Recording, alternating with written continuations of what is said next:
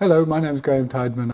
This is a plastic model which will allow you to relate the three-dimensional anatomy to the scan planes. For example, the four-chamber view, why it looks like it does, and how it relates to the aortic outflow view.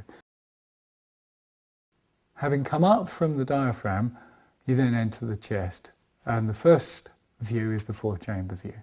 In this image here, the left ventricle is on the left of the screen, and therefore, as I have it in my mind's eye, the baby's head is out towards the diaphragmatic hernia. Check size and orientation. The tip of the apex of the heart should be pretty much just in front of the left rib.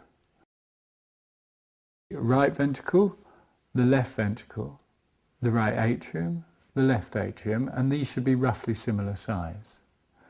The interventricular septum and the top bit of the interventricular septum, called the membranous septum, is often, particularly when looking down the length of the interventricular septum, quite thin and can sometimes be confused for a VSD.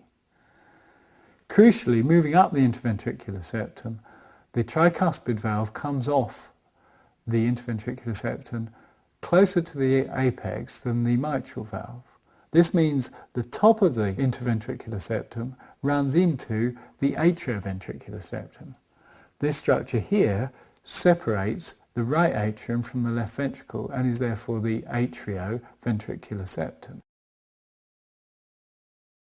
Coming on to look at how these structures relate to the model, first of all, each slice, if this was a real fetal heart, would be a mirror image above and below the slice. The way I've made the model is to show a range of normal depending on artifact and position.